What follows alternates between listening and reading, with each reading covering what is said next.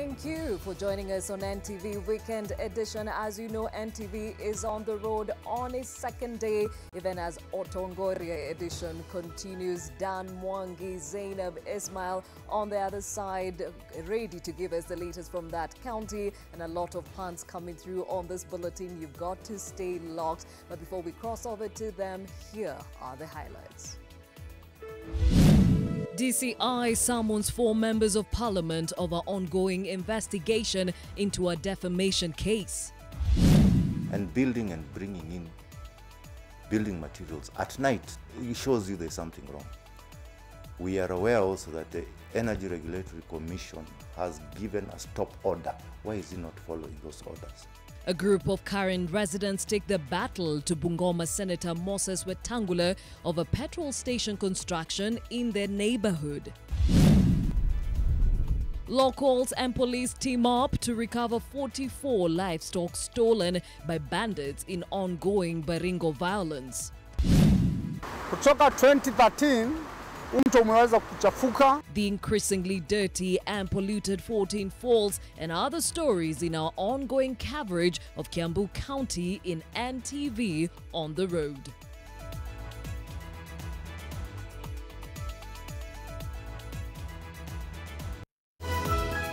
NTV Weekend Edition with Gladys Gachanja. Our sign language interpreter tonight is Flora Atieno.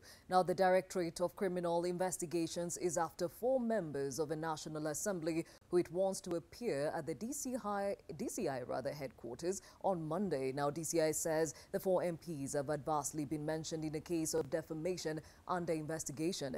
It is believed the defamation case is in connection with a video that was widely circulated on social media platforms, allegedly showing another member of parliament engaged in a sexual act. A letter from the Directorate of Criminal Investigations dated the 21st of this month, written to the clerk of the National Assembly, wants the clerk to inform the 4 MPs to report at DCI headquarters on Monday at 10 a.m. after they were adversely mentioned in an alleged case of defamation they are investigating.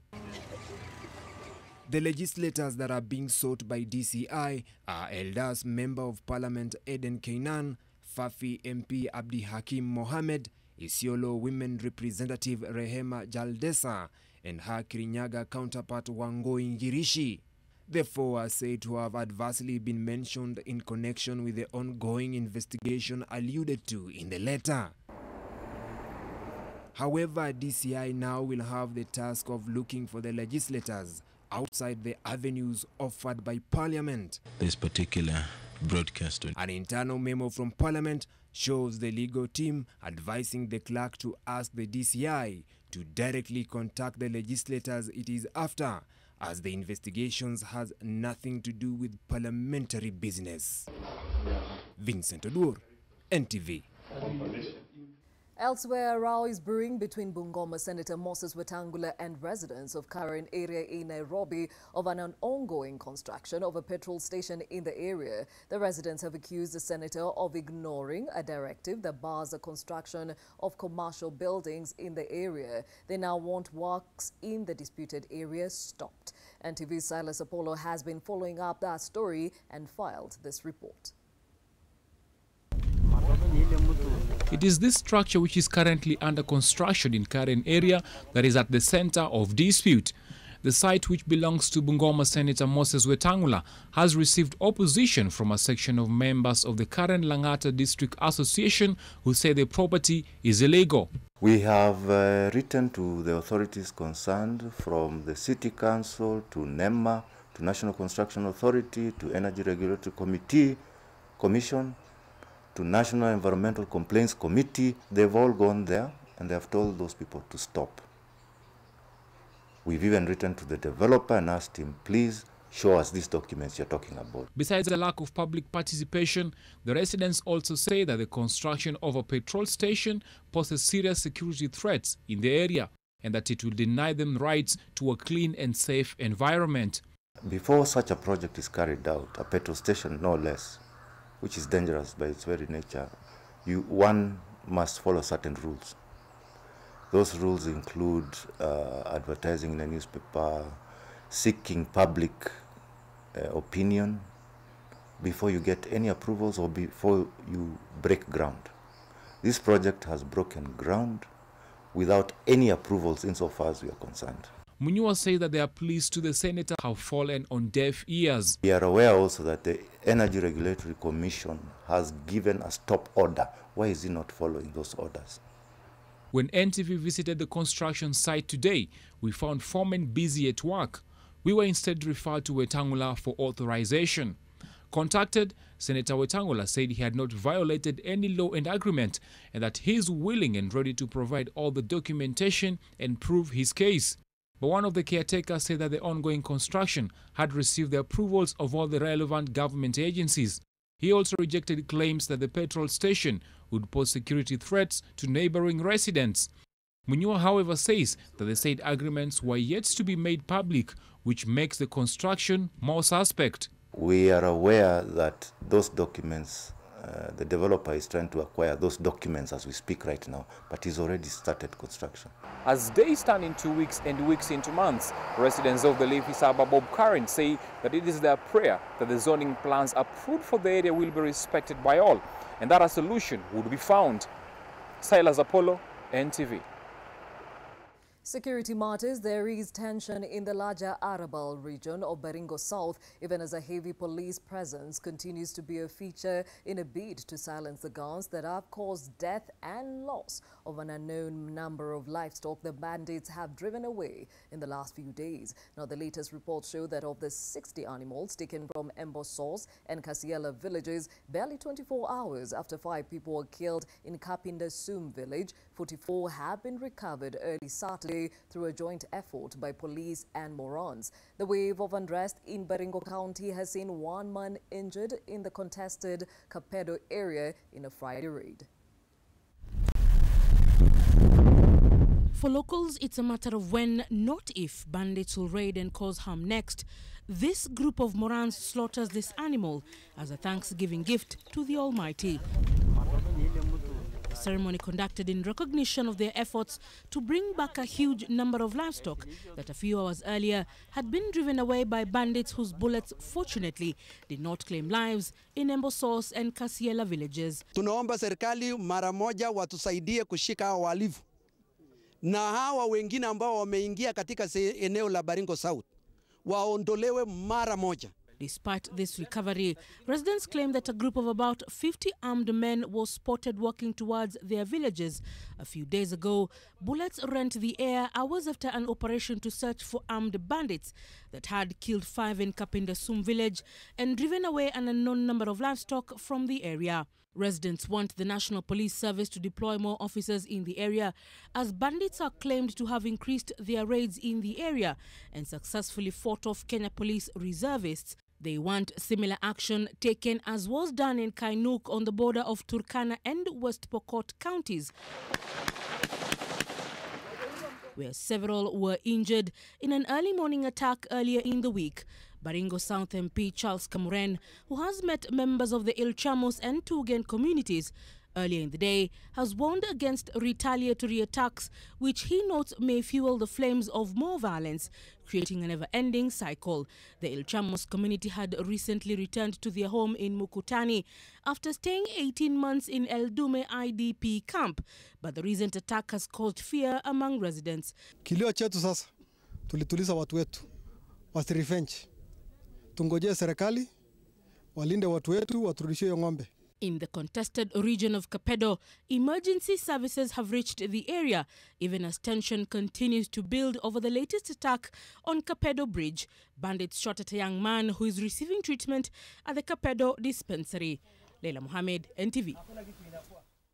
To Kisumu County, the management of Kisumu International Airport is on the spot after a video emerged showing the deplorable condition of its lounge due to a leaking rooftop during a heavy downpour. Now, all the seats at the lounge were heavily rained on as passengers struggled to take shelter along the walls of the lounge and spaces where there was no leakage. According to passengers who frequent the airport, the rooftop of the lounge has been terribly leaking every time there is a heavy downpour in the city since last year.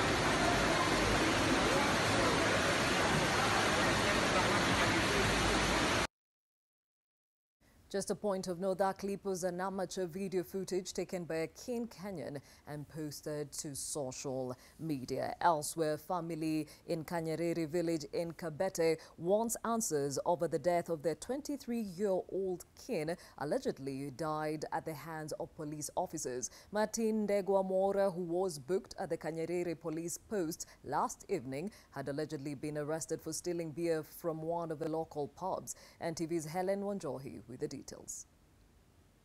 Martin Ndegwa-Mora, whose family described as a reserved man full of life, is no more. Moses Mburu, one of the family members, points to the cell that mysteriously ended his life. David Mora, his brother, claims that the OCS in charge of the station on the night Mora died called the family to pick Martin and take him to hospital. When David arrived in the morning, Martin's body was nowhere to be seen. Saida tulifika hapa,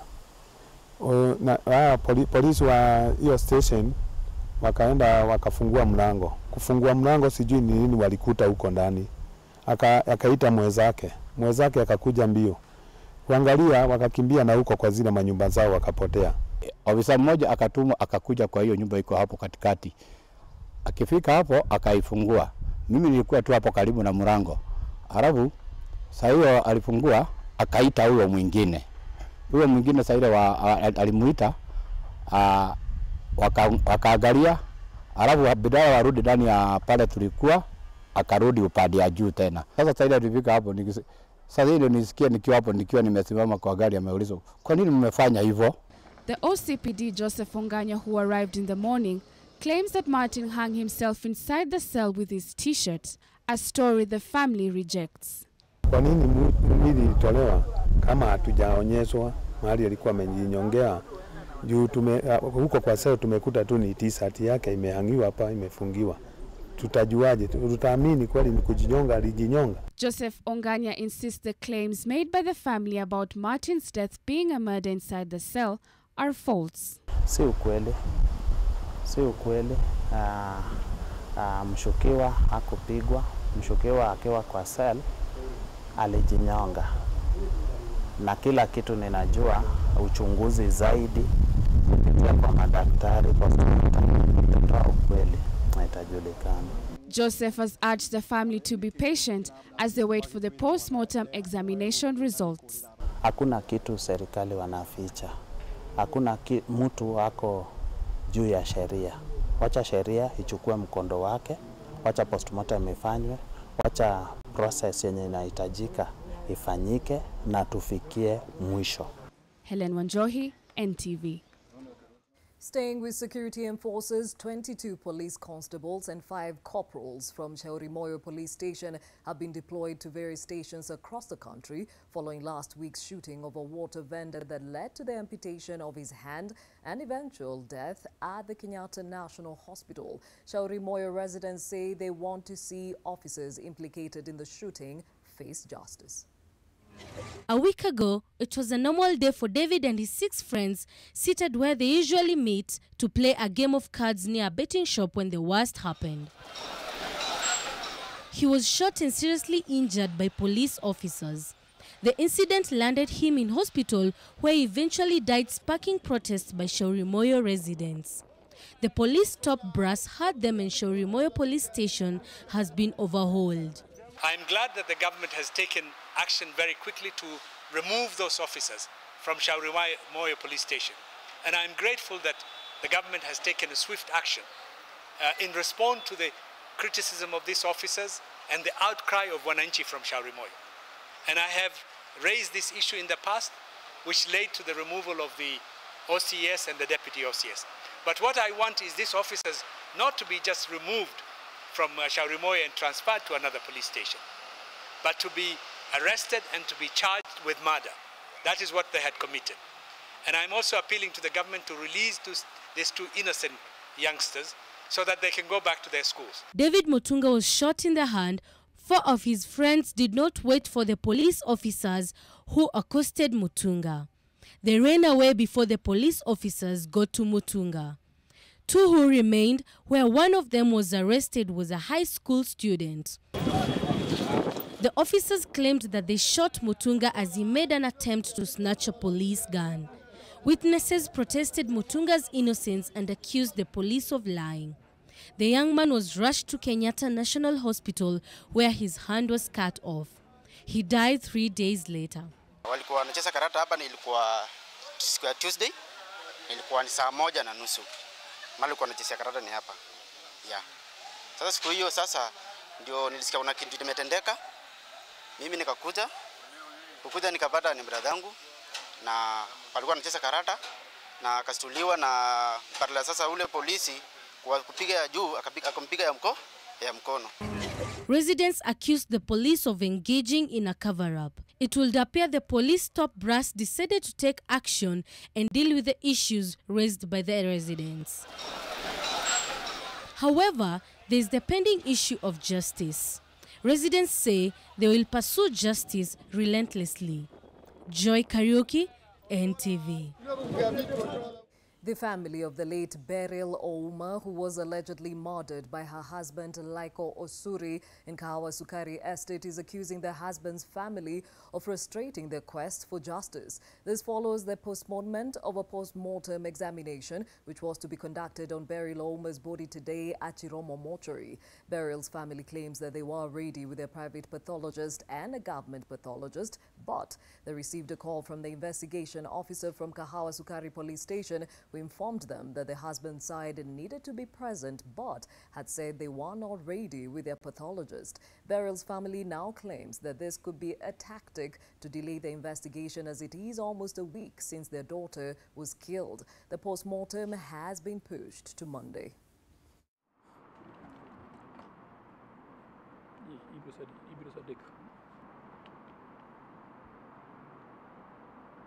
Government pathology amesema both parties, the other party lazima pia wawe na pathology yao, ambapo hiyo sio kazi yangu. Hiyo ni kazi ya serikali kujua vile mambo inaendelea. Vile nilielewa pathology wangu ako, advocate wako, jamaa wako, the other side tumengoja, hatujaona. Tumeongea na ile investigator ambapo ameniambia walisahau kidogo. Hashtag Utongore edition continues right after this break as Dan Mwangi and Zainab Ismail bring us more from Kiambu County. Stay with us.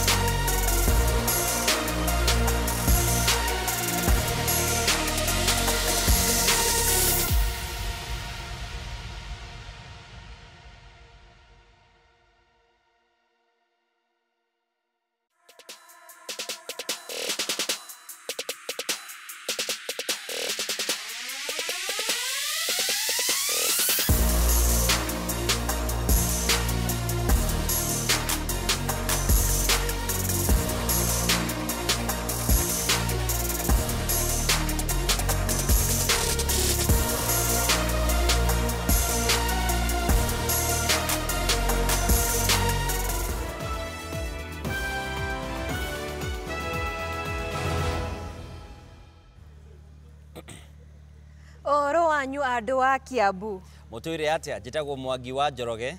Na niĩ etagwo Zainab Nyakio Ismail, and we have a lot lined up for you. Welcome to NTV Weekend Edition. The Otongoria edition continues the second day in Kiambu County. Yes, and we're coming to you live from the Amboseli. The Kikuyu in you is taking over. I'm really trying not to say things in the mother tongue. I think I got so much in that space. The Amboseli Institute of Hospitality and Technology. And of course, we have a lot lined up for you in our top story this hour from this side. The 14 Falls in Thika were a spectacular attraction site which drew hundreds of locals and foreigners there. It was a prime tourism attraction and a source of serenity, the very thing that the scene now needs. Heavy pollution characterizes the waters that now drop meters down the cliff in dismay. The glory of the 14 Falls has fallen, and despite numerous false starts of help, it still remains a sad story. The 14 Falls, waters whose glory now cry for refreshing. The tears that fall through the crevices of the cliff were once a popular recreational site that attracted a large number of tourists. The heavy pollution of the River Athi is telling to the eye and the nose. Raw sewage and industrial effluent flows downstream, drowning out the glory of days gone. Kutoka 2013 mto umeweza kuchafuka na tumekuwa pia tukifanya kazi hapa, watalii wamepotea. The pollution here has seen a sharp decline in the number of tourists, affecting more than 100 youth who once sought a source of income from these falls. Kuna sewage, wakati kumenyesha kidogo, uchafu inatoka na huko unapata hiyo maji hata huwezi ingia, huwezi dive. Pia hata mgeni akikuja unapata hataki kukaribia karibu. Kwa siku tulikuwa tunaweza kutengeneza kama shilingi 30,000 hivi. Wakati kazi ni mzuri kama sasa hii weekend, tunagawa kwa kila mmoja na ile ingine tunaweka. Lakini kwa sasa hii yule ambaye ameenda na pesa mingi hapa anaenda na shilingi 300 kwa siku. Steep dives into dirty water, the deep search for the extra shilling. The polluted river posing great health risks to the divers who have no option but dive to survive. Mengine tunaachia Mungu. Ukipata madhara pia tunaenda hospitali, unatibiwa, lakini unapata kuna mahali unaweza enda kwa maana hapo ndio hapo unapata kipato chako. Engagement at policy level, where we will look at what are the drivers of pollution. Collectively, we address it. State officials have made trips to the site, but the follow-through of their plans seems to have drowned out in the dirty waters. This partly puts a spotlight on Environment Cabinet Secretary Keriako Tobiko. Judy Waungu alikuwa anajaribu kuweka mkono wake katika huu mto, lakini wakati aliondoka akakuwa yuko katika hiyo ministry ya environment, hali ilirudi kusimama. In 2013, former Kiambu County Governor William Kabogo launched a mission to clean the water body on a monthly basis, but the efforts fizzled out. Zainab, I know there are people who get very emotional when it comes to environmental stuff. Are you one of those who felt bad or felt something when you went to 14 Falls today? Indeed, I remember back then I came to the 14 Falls quite some time back, and it was beautiful. At this point, I felt very disappointed in the state that it is in now, and of course we hope the government will be able to do something about it. All right, and now getting to the next story, which is not as unfortunate as that one. What's your favorite kind of music? I don't listen to music. Really? Yeah. There are cows that listen to music and enjoy it, but you don't. I mean, they say music gives wings to the mind and sets life in tune. I don't know how Zainab operates. Evanson Gitau, a dairy farmer in Githongori, has learned how to milk the value of music as the tunes and jams bring more of the liquid white gold to his urn. Now, Eunice Omolo was in Githongori and reports of the milky way of the farmer and former tout who plays music for his cows, which in turn let out more milk. And on his farm he had these cows We are in Gita Farm, Githunguri, Kiambu County. We are here to explore on the special dairy farming techniques practiced by farmer Evanson Gitao. Hii shamba tulianza 2013. Sasa vile tuliangalia mambo ya kufunga ng'ombe, tukaona at least tunaweza change vile wazazi wetu walikuwa wamefunga ng'ombe. At least tujaribu kufanya test kidogo. Sasa hivi tuko na kitu kama 75 cow na tunajaribu at least sifika 200.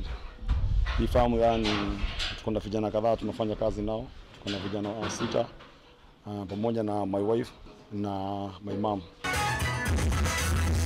Mambo ya muziki na nini, kitambo mimi nilikuwa nafanya job ya madri. Na nilikuwa naona vile customer nikiwa na hiyo nikiwa na hiyo madri ikiwa na muziki, vile customer walikuwa na enjoy ndani.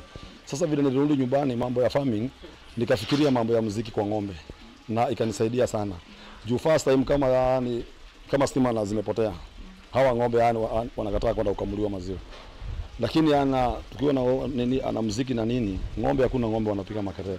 At least huyo ng'ombe ukimkamua maziwa arudi mahali akule arare, hiyo ng'ombe ina relax hapo mpaka jioni. Kwa hivyo mimi naona tu na starehe kwa ng'ombe wakiwa na muziki. Nilikuwa na ng'ombe zingine zaidi ya 6 kwa mamangu. Hatukuwa tumefunga muziki na nini. Na hao ng'ombe hawakuwa wanafika more than 25 liters per day. Hao ng'ombe vile tuliwatransfer wakakuja huku juu hii boma iko na muziki always kutoka asubuhi mpaka saa 3 usiku. Hao ng'ombe this time ndio wako reading wako 35. Kwa hivyo mimi najua muziki ng'ombe ina relax kabisa. Na ng'ombe ni kama binadamu. Saa zingine anataka tulia tu vizuri. Sasa hiyo ng'ombe ikiwa na muziki, hata pale kumkamua, huwezi mfunga hata mguu. Unamkamua vizuri, ukimfungulia anaenda na rara. Hata saa zingine stima zikipotea nasikia vibaya sana. Okay, morning kutoka asubuhi mpaka saa 4 tunawapigia gospel kutoka asubuhi mpaka saa 4. Kutoka saa 4 mpaka saa 10. Hiyo sasa zile ngoma tunaweka ni blues, local. Jioni alafu jioni kabisa ile tu skodi ya mwisho kabisa tukiwa kamua 6:30 mpaka 7 mpaka 8 tunafunga na gospel. Juu tena kulingana na hii farm yetu. Tunashukuru Mungu juu tumetoka mbali sana. Uhusiano wetu na wanyama, cha kwanza kuwapenda. Si atu kuwadhulumu kuwachapa kila wakati, wakikanyaka uwachape. Then cha pili tena lazima uongeleshe kama mwanadamu. So wakati unaongelesha hata kukamua unaona wanakuja tu kama wamekuheshimu. Wanashukisha maziwa tu, wewe ukiwaosha tu hivi ni kuteremsha maziwa tu. Tunasafika 1200 liters per day. Yeah. Zamani wazazi hawageitikia kupanda mahindi. Wakati hiyo na mahindi ikiwa bichi waweke silage. This time tunakata majani. Tunasika majani yote pamoja. Mahindi na majani pamoja. Tunaweka silage. Second tunatafuta hii nyasi ya hay. Hiyo nyasi imetusaidia sana pamoja na silage. Second, mambo ya chakula ya unga inasaidia ng'ombe sana. Uwezi lea ng'ombe afike lita 40 ama 45 ama 35 akiwa kuna chakula ya unga. Second, hii waste yote hii maji inaingia na hii bolea pamoja. Juu space yetu ni ndogo. Naongea na neighbor wale wako na shamba. Unawasaidia na hiyo bolea. Wanapanda majani, alafu majani ikiwa sawa wanakuuzia wewe mwenyewe. Unasaidika na hiyo majani. A swamp situated in Kikuyu in this very county of Kiambu is intensely feared by residents for its alleged horrific ability to pull, drown and emit dead bodies more than 60 kilometers from its location. Ondiri, which means old lake, disguises itself as an attractive, fertile zone for grazing domestic animals, but has over the years been a deadly scene. 67-year-old John Kamau, who was born and brought up in Ondiri, narrated to NTV's Seth Olale how the dreaded swamp has claimed many lives, especially the youth. Wakati ndio tulikuwa tunasaliwa na wakati wa kivita, hiyo ndile bado ilikuwa iko, na wazazi wetu walikuwa wanatuambia wazungu walikuwa na kucha na wanangojea watu vijana, watu wasio na miaka mingi wanaangaliwa, alafu wanaitwa. Na hiyo kuitwa, anaambiwa basi hapa ingia, ndio utokee pande ile. Iko shimo hapo. Vijana walikuwa tu wanahitaji pesa. Na hiyo julikani ni pesa ngapi walikuwa napewa, lakini walikuwa naambiwa hapa ukiingia utatokea pande, utaonekana upatikane mpaka Naivasha. Basi wengine walikuwa wanaingia, kuingia kukosea hiyo shimo pahali iko, basi huyo ni kuisha, hapatikani. Lakini wengine kulikuwa tunasikia hata walikuwa wanapatikana Naivasha. Hiyo ni kifo. Watu wengi wanasemanga ni old lake. Kuna ng'ombe iliingia hapa ndani na ikapatikana imekuja huko Karai, huko side ya Rorie. Na huo wakati maji, kuna shimo inakuanga hapo, but when kunyeshi inakuanga dry, but wakati kumenyesha maji yalianza kuchemuka kuja kwa fujo sana. Na ikasemekana ni hii swamp ndio iko na breather huko. Na hiyo ng'ombe ilipatikana huko, though ilikuwa imeoza. Mara mingi tumepata challenges kwa sababu kuna hata vijana wanaendanga wanaweka ng'ombe karibu na hiyo lake, na wengi ni wageni. Hajui akikaribia hiyo lake anaweza ingia ndani. Watu waliendelea tu kukuja na fujo, wanapeleka ng'ombe huko kwa sababu hizi sehemu zingine kulikuwa hakuna nyasi, na ikabidi lazima hii nyasi ingechomwa. Wakati ilichomwa tulielezewa ni kwa sababu watu wengi wanakaribia sana mahala pale wakifikiria ni malisho. You know, we were asking Seth Olale whether he tried, the pistol camera should have been beginning in Nairobi and ending up in Naivasha. But, we wouldn't want him to leave us anytime soon. Thank you very much for that, Seth Olale. But now, let's speak about food and hospitality and what exactly we are expecting to understand from what this great institution has to offer.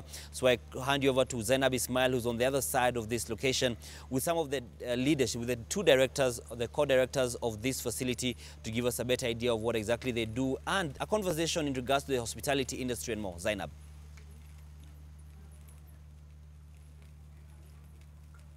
All right, Dan, definitely you can see here I'm grilling some meat, but you're wondering why.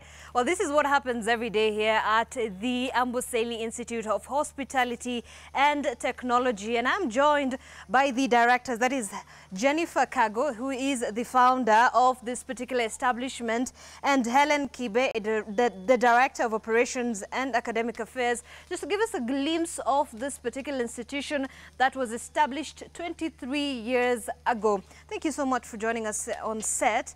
And behind every institution, there is a story behind it. I'd like to know what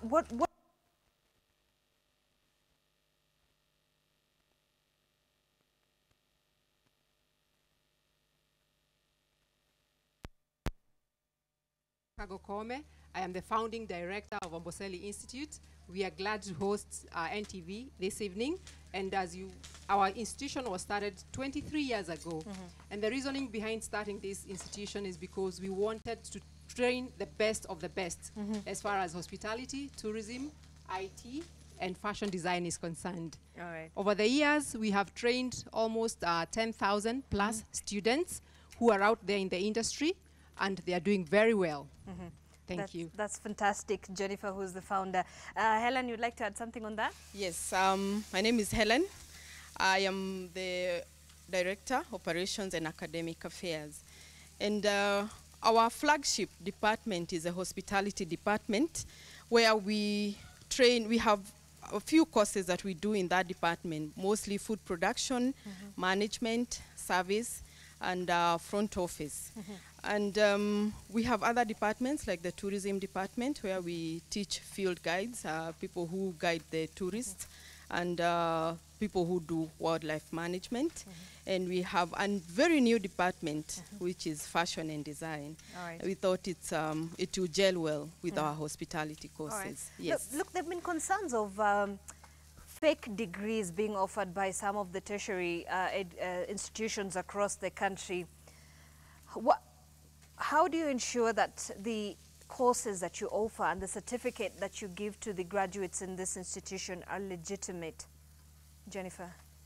I think for Amboseli Institute, one of the things that ensures that we do give diplomas, certificates, and even a certificate of attendance. All our students have to be in-house students, and we ensure that they go through very tough training, whereby they have practicals on a daily basis, and by the time they get out there, they are able to be absorbed very easily in the industry.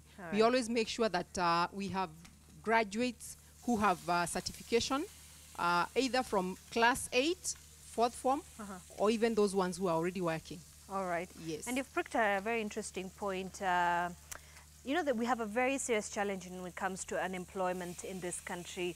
How then do you come in to help in terms of transitioning the graduates that you're bringing out to get a better opportunity at employment? Maybe Helen? To add on to what Jennifer has said, to begin with, we are accredited by the Ministry of Education through TVETA. All right. Ours is a skills-based institution. All right. We teach people to do, because in a country like ours, we are teaching people to have skills so that they can employ themselves.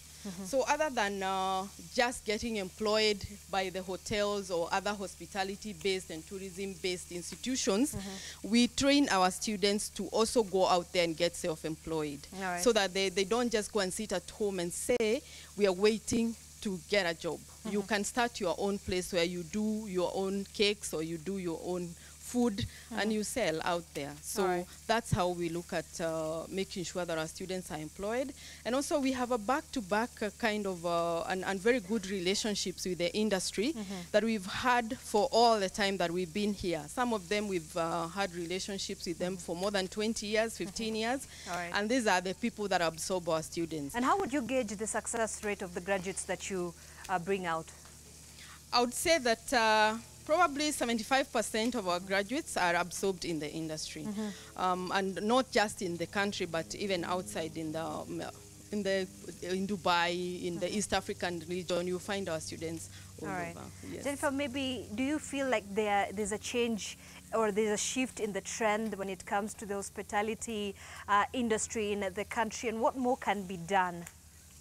I think one of the things that the government has done wrong or did wrong previously was to convert technical training institutions into universities. But currently, I think they did realize the mistake they made, because what we require in this country is skills. We have too many managers, because anybody who goes through the university expects to either go into a supervisory role, or what we require are people who can work with their hands, plumbers, chefs, cleaners, waiters, electricians. And I think the government has stepped in, and they are now, there is a plan for them to do at least 2 vocational training institutions in every county. And they're actually giving very good incentives to ensure that all those who are cleared Form 4 and they cannot join the university can join those tertiary education centers, and they then gain the skills that are required. Because a nation is not built by managers, but a nation is built by skilled labor. All right. What advice would you give the students who probably completed their high school and want to join the hospitality industry? What do they need? What do they have to look forward to? To begin with, a good attitude is what any student who wants to join the hospitality industry needs. Because this is an industry about attitude. Your attitude is what is going to make you places. Because even if you have a good certificate, an A certificate, and your attitude is not good, it's a service industry that requires you to serve people. So without a good attitude, you cannot be able to serve people. What else I would tell them is that for us, we are looking towards training skill. So more so, we will want them to have finished 4th form, but we'll also train them from those who have a D going all the way to A, such that we don't say that you failed. You may not have performed well in your O-levels, but when you come here, with your hands, you can be able to make something out of yourself. Fantastic. Yes. Look, traditionally, the positions that you hold are quite powerful. They would say it was a preserve for the men. And look, you're changing the society and the education sector as a whole.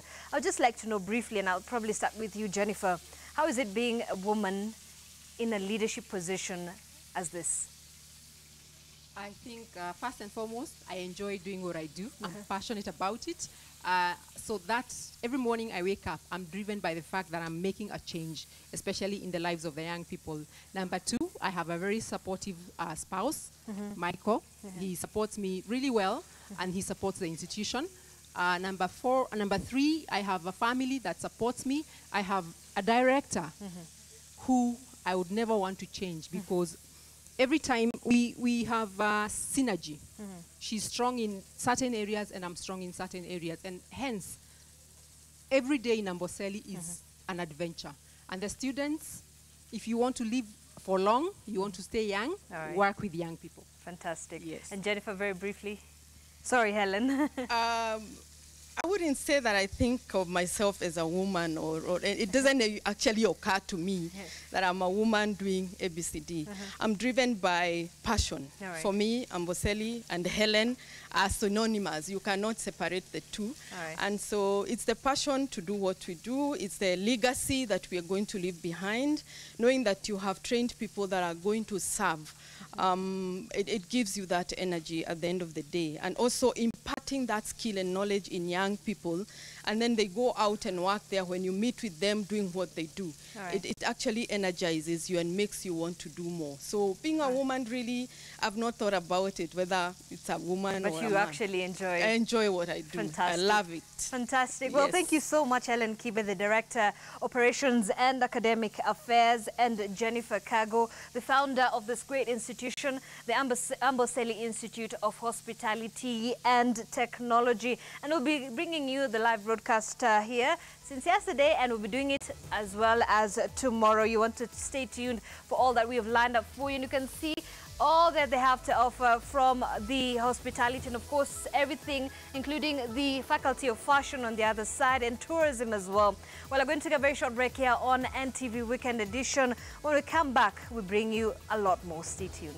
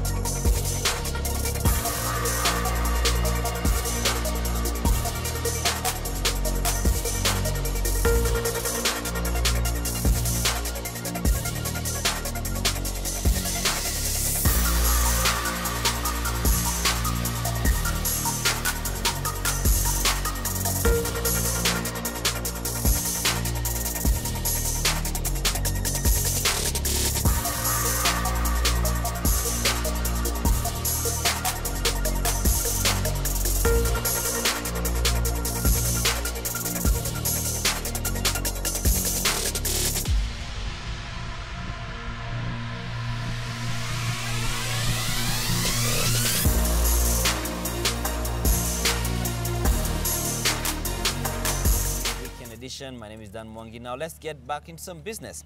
Now mall owners in Thika are looking to raid Nairobi off their clients. The facilities have increased in the growing town as they ride the wave of what they say is an improving economy. Now, Ananas Mall is among those looking to tap into the opportunities offered by being, quote, Nairobi's bedroom. Nairobi caught the mall fever and sneezed. Kiambu County caught it. In Thika, for instance, this is evident. Mall operators in the Kiambu capital are looking to raid malls in Nairobi of their clientele. Hiyo fresh air ndio watu wa Nairobi wanahitaji. Watu wa Nairobi hawataki, wamekaa kule congested. Tunasema hivi watu wakuje waishi Thika. This is actually going to be the next bedroom of Nairobi. Malls are increasingly having to offer a greater experience as competition rises, the very competition which has teamed up with a tough economy to leave the holes of some malls with echoes of tough times. We pride ourselves as being the only mall in Thika with a Choma zone.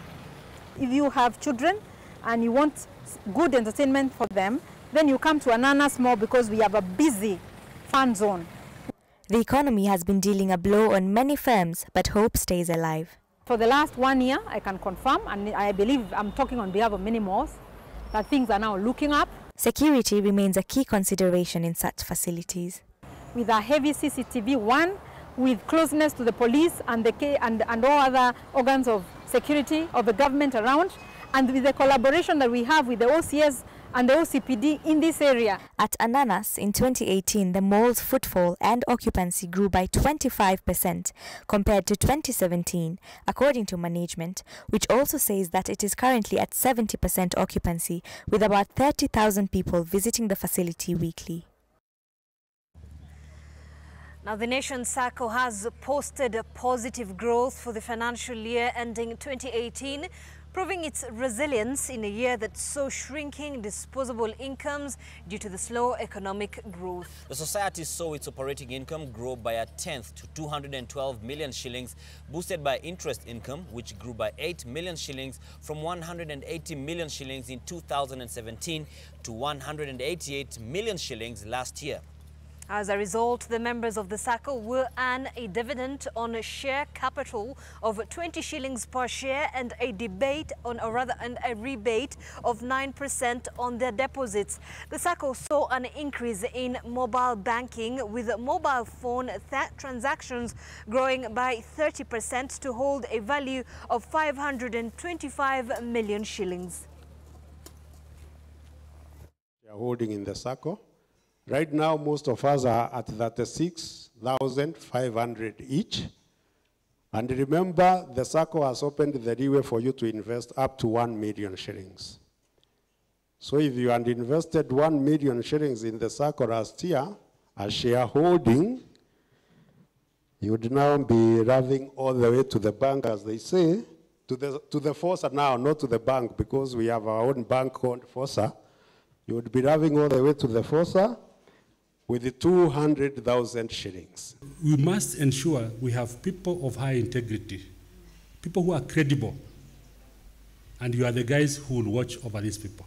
If you notice anything, please raise your hand. Let me tell you, the cooperative movement is such that if your staff are not credible, the staff are the first ones to steal. Because they look around, they see there's a gap here. Before Sasra, it was even worse. The regulation was poor. If you have a weak staff complement, you will have problems. Well, you had a conversation between Zainab and the ladies, the directors, and now we have the chefs. These are the people who are making Zainab really look forward to ending this bulletin and heading back to where she was earlier on. These are the chefs at the Amboseli Institute of Hospitality and Technology. You know what that means? That means thank you very much if you don't know. Well, we appreciate everyone here. Thank you so much for your hospitality. I think you're doing a fantastic job. And this is where we end our bulletin this hour. But of course, a lot will also be coming right after this short break from our Nairobi studios. My name is Zainab Ismail. Good evening. My name is Dan Mwang, and thank you, Zainab, for teaching me the very Kikuyu I taught you. Have yourself a good night. Say good night to the people. Thank you.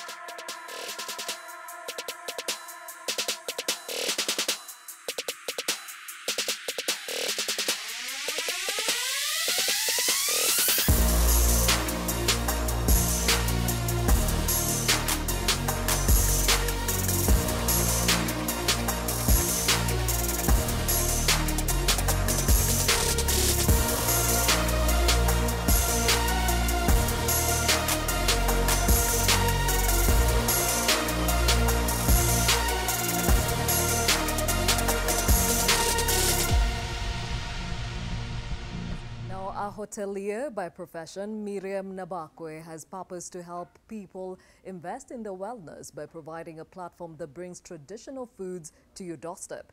Miriam founded Kienyeji's to not only cater for a growing population struggling with lifestyle diseases due to poor diet, but also to appeal to those that don't know where to find them and how to prepare them. Apart from providing nutritious foods, this mother of three also uses the platform to economically empower women. She shared her nutritious journey with me in this week's Women in Power. Karibuni, karibuni. Leo mboga si mingi kama jana. My name is Miriam Nabakwe. I'm the founder of Kienyeji's Foods. It's about traditional food. And I came up with this idea whereby I thought maybe we need to go back to our old ways of eating. Kienyeji is a registered company. We were on and off from 2014. And then from last year, which was 2018, that is when now we became very consistent and like focused more on the growth of the business. Okay, when they come in, the first thing, usually I call them in advance. Yes, the ladies and the women. When they come in, the first thing that we do is just to make sure that do they have a lasso to tie on. So, and are they clean, presentable, because they're coming to handle food. They have gone through the food test, which is licensed by the City Council. I get my vegetables most of the time from the village. So by the time these women are coming in, they find everything is ready for them. I've already arranged everything for them. After they've done plucking, what we do is we sort out the vegetables just to be sure that nothing fell in. After we've sorted out, then now we wash them. And washing process takes, we wash like 4 to 5 times, depending on the soil in the vegetables. After the wash, we are very sure that they are clean. That is when now we get to the cooking process. After the vegetables are cooked, we cool them. We let them cool down, and once they have cooled, that's when we now package them. Mostly we pack them into 1 kilo portions after cooking, and then we freeze. Now for the dried ones, what happens is most of the time our customers, they send a message on Messenger, or on our number they send a WhatsApp message, like booking vegetables in advance. So we prepare based on that need. Some of the vegetables are actually dried from the village. Some we dry here based on capacity. When they're dried in the village, they're sent by bus. We get them and then we pack them. So when the customers actually contact us, we find out where they are from, and we actually communicate with them in advance about the delivery charges. So if they're agreeable with that, we send the rider to them. We've got a risk of lifestyle diseases, so people are trying to eat healthy and go back to eating, you know, the traditional foods. So most of my clients are like the elderly, you know, those who really miss these kind of foods that they know they can only find maybe back in the village. So, and now they can find them in town, you see. So those are most of my customers. And then there's another interesting group of people, those who really love the vegetables, but they don't know how to prepare them. We're more drawn to the Western culture, and people are not embracing that food that our grandparents used to eat. I call it forgotten foods. So I'm trying to revive that food and to create that awareness to people that, yes, we can still eat this and enjoy it in the city. It's not just about selling those vegetables. It's about also supporting these women. Today you found just only 5. Sometimes we have more than that. Majority of them don't have jobs. They're single mothers, others are widowers, others, their husbands are not working, so they need to fend for the family. So every time I sell my vegetables, I always say to myself, if this customer is buying these vegetables, they should just know it's not about just Kienyeji's. It's about also empowering other people and helping other people at least to put food on the table. Well, they say your health is your wealth. So invest in consuming the right of foods, will you? Well, we take another short break on NTV Weekend Edition. Brian Otwal is next with the sporting action.